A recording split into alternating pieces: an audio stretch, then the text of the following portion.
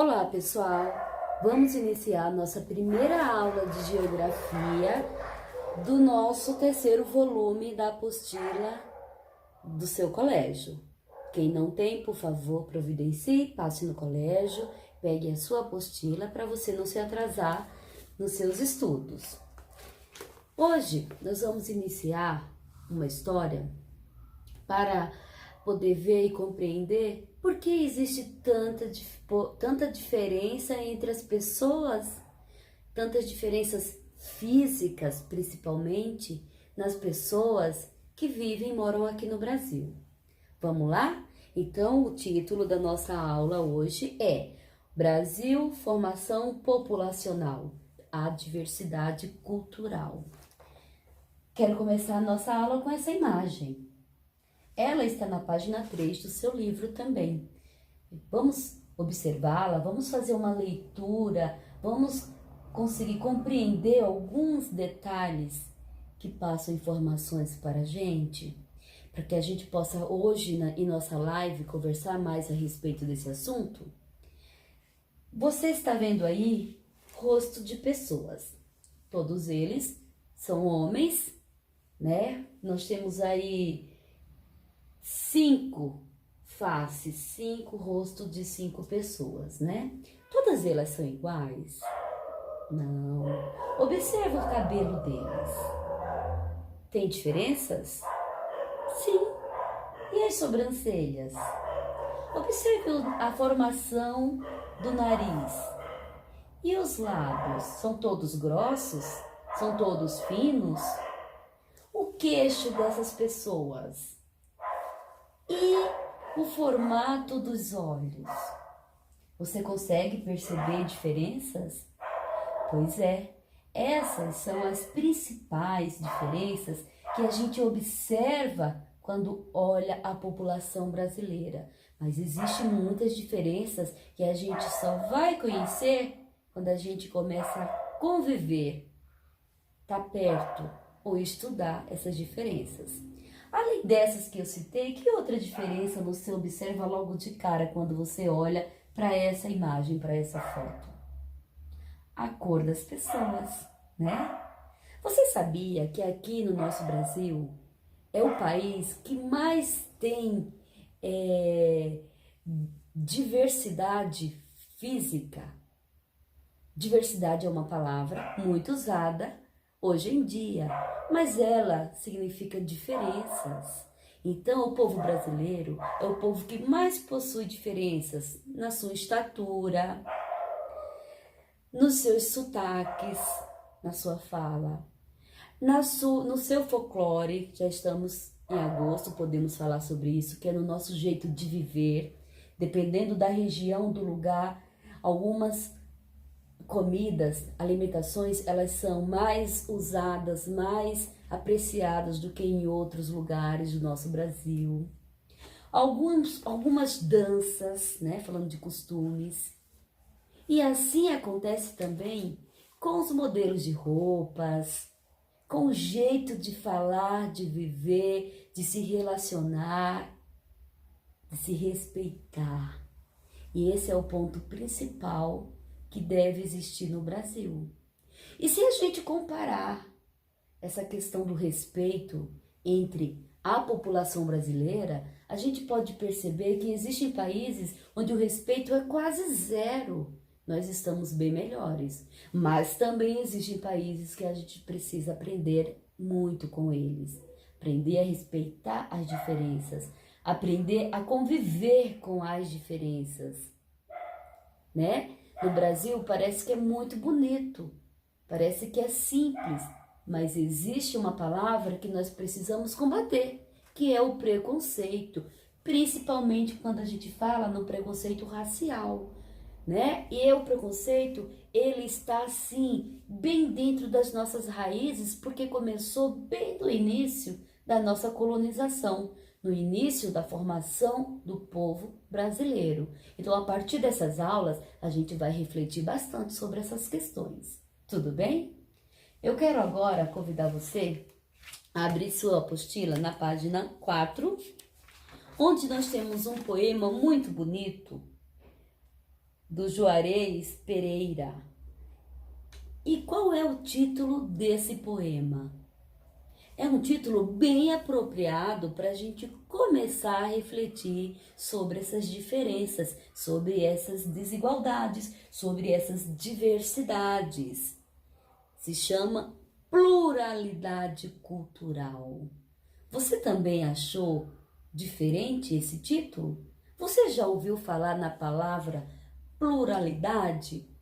Pluralidade lembra a palavra plural. Quando a gente estuda na língua portuguesa o plural das palavras, significa que existe mais de uma coisa, né? Quando eu digo a criança, o plural as crianças. Então, quando a gente também fala na pluralidade cultural, a gente está falando de mais de uma forma de viver, em muitas culturas, em muitas formas de ser, de conviver, de conhecer, de aprender e de fazer.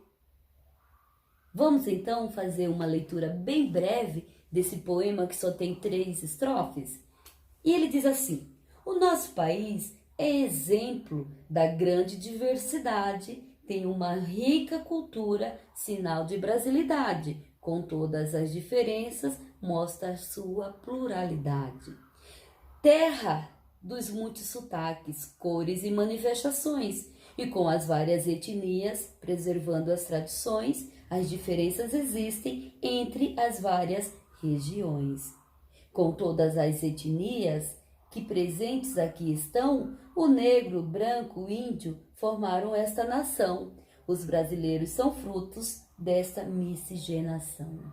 Tem 2 palavras aqui nesse poema que eu gostaria de conversar um pouco mais com você hoje em nossa live. É a palavra miscigenação. Pega seu marca-texto e dá uma destacada nessa palavra, bem no último verso. Miscigenação. Grifa também, destaca também a palavra, cadê? A palavra etnia. Ela aparece, se eu não me engano, aqui no 2º verso. Aproveita. Pluralidade, que é uma palavra que a gente vai falar bastante hoje, destaca também. E outra palavra que você achar diferente e que você queira pesquisar e trazer alguma curiosidade para nossa aula de hoje. Tudo bem? Esse poema que a gente acabou de ler, do Juarez, ele é, na verdade, uma literatura especial da nossa língua portuguesa, chamada literatura de cordel. A gente vai se aprofundar um pouco mais também sobre esse tipo de texto, mas eu já adianto a vocês que é uma das literaturas mais lindas e que fazem parte da nossa cultura popular, principalmente no Nordeste brasileiro, tá? Então, vamos aproveitar e vamos conversar hoje à tarde, nossa live, sobre essas 3 perguntinhas que começam na página 4 e terminam na página 5 com mais 3. Então, são 6 perguntinhas, você responde, pode conversar com seu papai e sua mamãe, e à tarde a gente vai enriquecer mais a nossa reflexão sobre essa questão da formação do povo brasileiro. Lembrando a você que nas aulas anteriores, a gente já viu que antes dos portugueses chegarem aqui, já existia uma população que foram chamados por eles de indígenas. Então, os povos indígenas já existiam com as suas características físicas, com o seu jeito de ser e de viver. E aí houve um encontro com um outro mundo, pessoas diferentes, que se vestiam diferentes, que chegaram nas embarcações com Pedro Álvares Cabral, toda a história que a gente já discutiu nas aulas passadas. Então, vamos agora, eu vou deixar para você um pequeno vídeo curtinho, só fazendo um lembrete, resgatando essas lembranças para a gente poder conversar um pouco mais na nossa live de hoje. Um beijo para você e até daqui a pouco. Formação do povo brasileiro. O Brasil é formado por diferentes povos. Muitos desses povos vieram de longe e, ao se relacionarem com diversos grupos indígenas que habitavam o território, formaram o povo brasileiro. Os primeiros povos a chegarem ao território que mais tarde se tornou o Brasil foram os portugueses e os africanos. No decorrer do tempo, italianos, alemães, árabes, japoneses e muitos outros povos chegaram ao Brasil e se misturaram uns com os outros, formando uma população miscigenada, ou seja, com uma mistura de povos. Por esse motivo, existe uma diversidade de aparências físicas, costumes e culturas entre os brasileiros. Indígenas, os primeiros habitantes.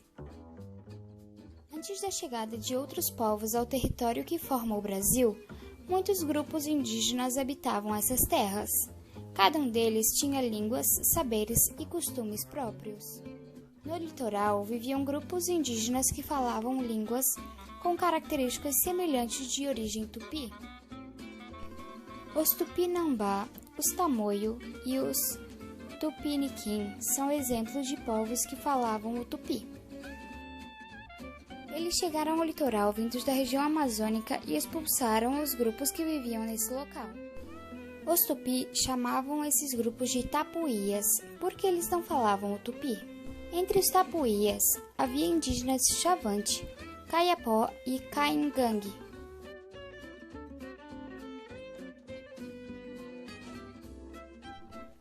A chegada dos portugueses. No dia 22 de abril de 1500, os primeiros portugueses desembarcaram no local onde atualmente é a cidade de Porto Seguro, na Bahia. Além de buscar novas terras para conquistar, os portugueses tinham como objetivo encontrar ouro e prata, o que não ocorreu logo no início. Por isso, começaram a explorar o pau-brasil, uma árvore de madeira vermelha que era bastante usada na Europa para tingir tecidos. Os troncos de pau-brasil eram cortados e carregados pelos indígenas até as embarcações que levavam a mercadoria para a Europa, onde era vendido. Este mapa, produzido por Giacomo Gastaldi em 1565, representa o corte e o embarque da madeira. Enfim, pessoal, por hoje é isso. Beijos e até logo!